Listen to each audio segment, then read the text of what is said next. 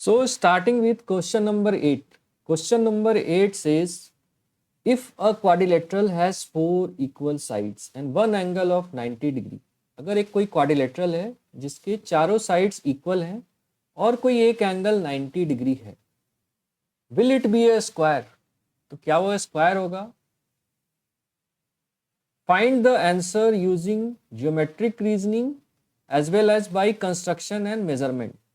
So you have to find the answer by geometric reasoning and by construction and measurement. तो सबसे पहले हम geometric reasoning से इसका आंसर फाइंड करेंगे. तो क्वेश्चन क्या कह रहा है? There is a quadrilateral with all 4 equal sides. है ना, एक quadrilateral है जिसके चारों sides equal हैं. So we will draw a quadrilateral with all 4 equal sides. एक क्वाड्रिलेटरल है कोई A B, we will name it A B C D, उसका नाम हम देते हैं, and all its sides are equal. So by single cut we are showing that all sides are equal. That is A B is equal to B C is equal to C D is equal to D A, है ना. तो and one angle, any of one angle is, we choose it to be a 90 degree. Now we have to show that it is a square, है ना. Square है ऐसा हमको show करना है. तो स्क्वायर के लिए क्या क्या अपनी प्रॉपर्टी होती है स्क्वायर की?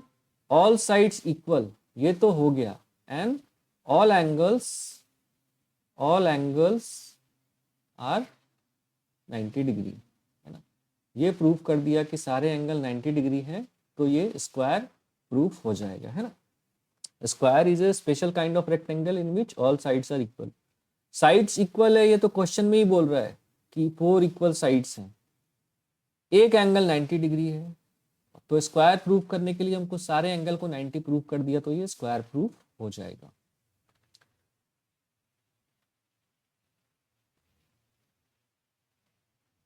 ठीक है. तो इसको प्रूव करने के लिए हम क्या करेंगे, हम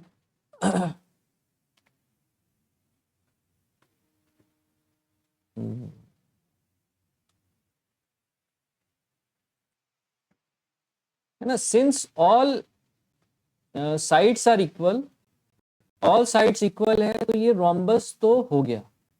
जैसे ही ऑल साइड्स इक्वल हुआ तो ये जो क्वाड्रिलेटरल है वो रोम्बस हो गया, इसमें कोई डाउट नहीं है. It is a rhombus. और रोम्बस की क्या प्रॉपर्टी होती है? रोम्बस की प्रॉपर्टी होती है कि rhombus is a kind of parallelogram.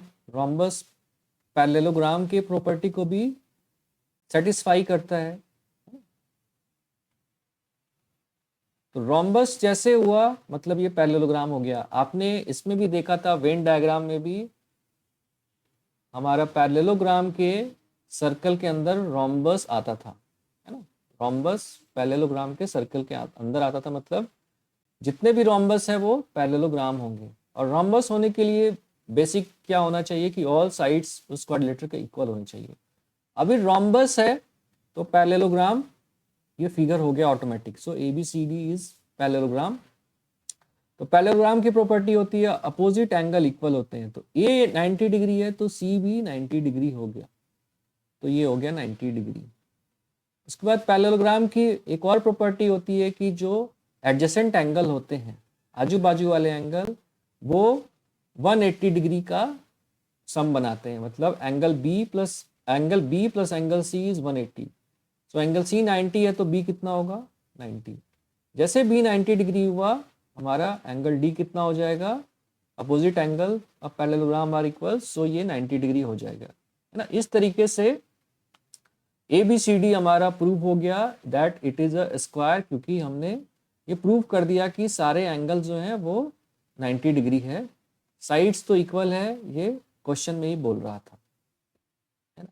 Next हमको बाय कंस्ट्रक्शन एंड मेजरमेंट ये प्रूव करना होगा कि ये कंडीशन अगर बनता है, तो सबसे पहले तो हमको कंस्ट्रक्ट करना होगा सेम ये एक स्क्वायर जो अपना एक क्वाड्रिलेटरल है जिसका सारे साइड्स इक्वल है और एक एंगल 90 डिग्री है। तो ऐसा क्वाड्रिलेटरल कंस्ट्रक्ट करने के लिए जिसके सारे साइड्स इक्वल हैं, ए बी सी डी सारे साइड्स इक्वल हैं और एक एंगल 90 डिग्री है, ये अपने को कंस्ट्रक्ट करना होगा, है ना।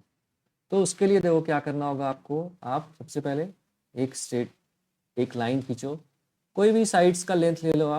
आप सपोज करो ले लो 4 सेंटीमीटर, ए बी का लेंथ 4 सेंटीमीटर, ए बी का लेंथ 4 सेंटीमीटर। आप एक यहाँ से 90 डिग्री प्रोटेक्टर के हेल्प से बना लो, है ना, 90 डिग्री बना लो डॉटेड लाइन। अभी आपको एडी की लेंथ 4 सेंटीमीटर, तो कंपास से आप 4 सेंटीमीटर यहाँ मार्क करके आप यहाँ 4 सेंटीमीटर का कट लगा लो। 4 सेंटीमीटर का आपने कट लगा लिया। अभी आपको यहाँ पर कंपास रख के एक यहाँ पे कट मारना पड़ेगा 4 सेंटीमीटर का, और यहाँ से कंपास रख के एक यहाँ पे कट मारना पड़ेगा 4 सेंटीमीटर का। यहाँ पे जो पॉइंट मिलेगी आपको सी पॉइंट मिल जाएगी। आप सी पॉइंट को जोड़ दोगे यहाँ डी और बी पॉइंट से, है ना। जैसे आप जोड़ोगे आपको एक स्क्वायर, आपको एक क्वाड्रिलेटरल मिल जाएगा जिसका ये सारा साइड्स इक्वल है और एक एंगल 90 डिग्री है ना। ये आपने ड्रॉ कर दिया। अभी आप मेज़र करके देखोगे कि ये एंगल कितना है, ये एंगल कितना है, ये एंगल कितना है, तो आप पाओगे कि ये सारे 90 डिग्री अपने को होंगे, है ना। Sides equal, angle equal and equal to 90 degree, तो that figure will be a square, है ना। Hope this is clear to you. So our next question, that is question number 9. What type of quadrilateral is one in which opposite sides are equal? है ना। अगर एक quadrilateral में opposite sides equal है तो वो quadrilateral किस type का होगा, है ना, किस टाइप का होगा, और आपको अपने आंसर को जस्टिफाई भी करना है, ठीक है ना। तो एक आपने quadrilateral ड्रॉ किया जिसमें opposite sides equal है, opposite sides are of equal length, ये quadrilateral है A B C D. Opposite side equal है, आपने उसको डिनोट कर दिया, that is A B is equal to C D and A D is equal to B C. A B is equal to C D and A B is equal to C D and A D is equal to C B, है ना। तो opposite sides equal हो गए, ये आपको मिल गया। आपको बताना है कि ये क्वाड्रिलेटरल किस टाइप का है। तो देखने में तो ये आपको एक पैरेललोग्राम लग रहा होगा, है ना। पैरेललोग्राम में अपोजिट साइड्स इक्वल होते हैं, अपोजिट एंगल भी इक्वल होते हैं।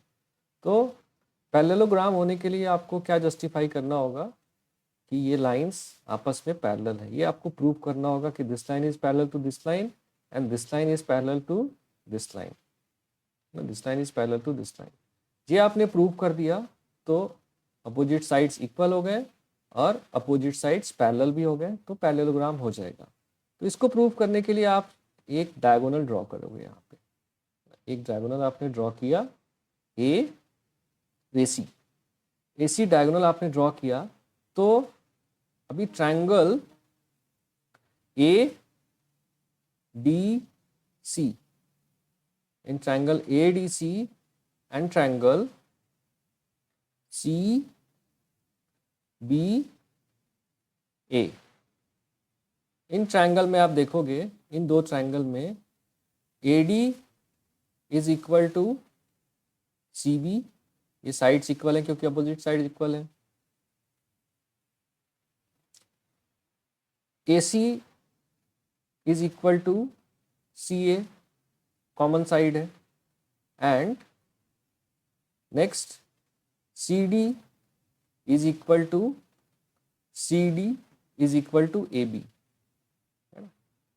करस्पॉन्डिंग पार्ट्स ये S S S, side side side, तीन साइड्स एक ट्रायंगल के इक्वल हो गए, तो ये ट्रायंगल आपस में क्या हो जाएंगे, कॉन्ग्रुएंट हो जाएंगे, है ना। ये ट्रायंगल आपस में कॉन्ग्रुएंट हो जाएंगे। जैसे ट्रायंगल आपके पास ए डी सी कॉन्ग्रुएंट हुआ तो angle D A C of this triangle will be equal to DAC will be equal to BCA, है ना। ये इक्वल हो गए, ये दोनों एंगल इक्वल हो गए। तो कन्वर्स हम लगाएंगे, अगर दो लाइन पैरेलल होते हैं, दो लाइन पैरेलल होते हैं और उसका एक ट्रांसवर्सल रहता है, तो उसका अल्टरनेट इंटीरियर एंगल जो होता है, अल्टरनेट इंटीरियर एंगल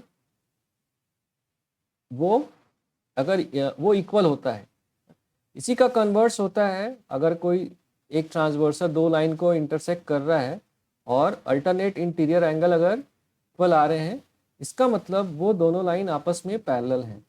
तो इससे प्रूफ हो गया कि AD is parallel to BC, AD is parallel to BC and this is acting as a transversal। इसी तरीके से हम एक इसका ये वाला अपना ये ड्रॉ करेंगे डायगोनल BD, इसी क्वाड्रिलेटरल का हम डायगोनल BD ड्रॉ करेंगे। BD ड्रॉ करने के बाद हम प्रूव कर देंगे, है ना, जैसे हमने कॉन्ग्रुएंसी से प्रूव किया वैसे ही कॉन्ग्रुएंसी से हम प्रूव कर देंगे this angle is equal to sorry this angle and this angle are equal. मैं प्रेस बनाता हूँ, इसमें आप कंफ्यूज हो जाओगे, है ना, है ना। अभी हमने ये और ये AD और BC को पैरेलल हमने प्रूव कर दिया है ना। ये साइड इसके बराबर था, ये साइड अपोजिट साइड्स इक्वल थे। अभी हम लोगों ने इस लाइन इस साइड को प्रूव कर दिया है दैट दे आर पैरेलल, है ना। उसके लिए डायगोनल हमने ये बनाया था, तो अभी हम ये डायगोनल बनाएंगे और कॉन्ग्रुएंसी से फिर प्रूव कर देंगे कि this angle is equal to this angle. तो इससे क्या प्रूफ हो जाएगा फिर कि ये वाला लाइन इसके पैरेलल है, it is acting as a transversal and conversely जब अल्टरनेट इंटीरियर एंगल इक्वल है मतलब AB is parallel to CD। तो इस तरीके से हम अपोजिट लाइन को अपोजिट साइड्स को पैरेलल प्रूव कर देंगे और साइड्स ऑलरेडी इक्वल थे उसके अपोजिट साइड्स, तो ये एक parallelogram and it will be a parallelogram, the given quadrilateral will be a parallelogram।